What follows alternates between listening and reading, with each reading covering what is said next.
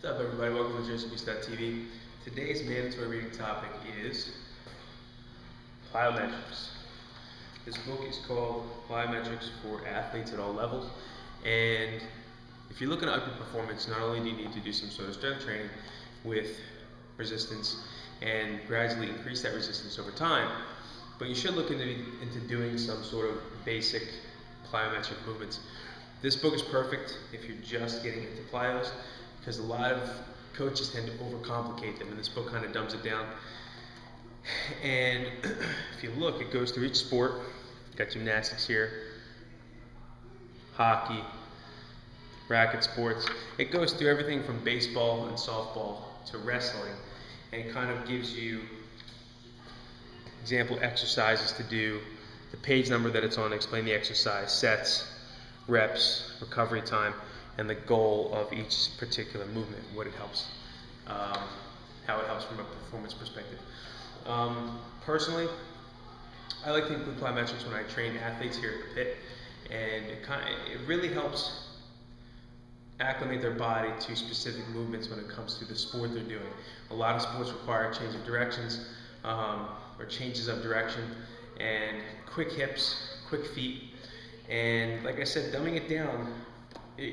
Plyometrics don't have to be overly complicated, and a lot of coaches tend to overcomplicate them because they tend to look cool. But the reality is, hammer down the basics first. Get explosive movements. Get your body used to doing explosive movements with your own body weight before you move on to, really crazy looking movements. So when I use plyometrics in my programming for athletes, on specific days we'll do more explosive movements than typical strength training. And on those days I like to use the plyometrics in the beginning of the workout before we hit a specific power move or strength move. For example, we might do box jumps.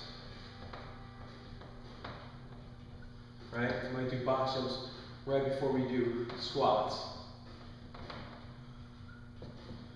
Right? And we'll keep the box jumps. Maybe we'll do 3 sets, for example. Right? 3 sets. Oops. And we'll do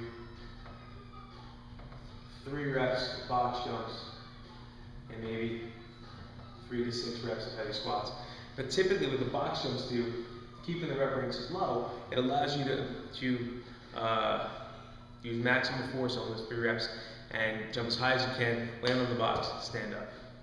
If you start doing like 50 box jumps, it kind of, in my eyes, defeats the purpose of exerting maximal force in those reps, because over a period of time, your work capacity is going to decrease, your muscles are going to fatigue, and you're not going to be able to perform that movement at a maximum level, once you hit a certain amount of reps. So in my programming, I typically keep the plyometrics low, and then we'll do some sort of power movement. We might do plyo push-ups. Another example, plyo push-ups, which are push-ups off the ground, you come off the ground, or maybe medicine ball passes. Medicine ball passes, like chest passes, and then we'll hit the bench, incline bench or regular flat bench, or floor press, So you're activating those muscles that you're going to use in that power movement before you hit the power movement. You kind of warm them up, you activate the joints, you activate the muscles and the tendons and ligaments that are involved in that movement. You activate those before you hit that power movement.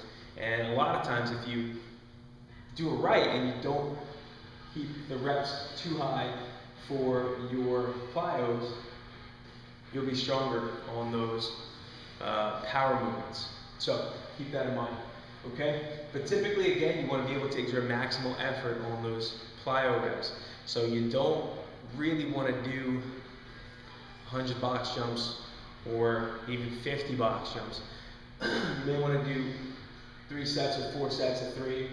You can even go as high as 6 sets. But you want to keep the rep ranges low per set, so you can give yourself a little bit of a break and then go back to that box jump or that plyo push jump or med ball pass and hit another 3 reps before you hit your bench or your squats. Okay, so that's the recommended reading. There's a few plyometrics books out there, a few decent ones. This one is pretty good, like I said, because it dumbs down plyometrics and gives you only the basics, and it runs through beginner to advanced movements. Kind of explains why you should do them for particular sports, and again, it keeps it very, very, very simple. Okay, so again, plyometrics for athletes.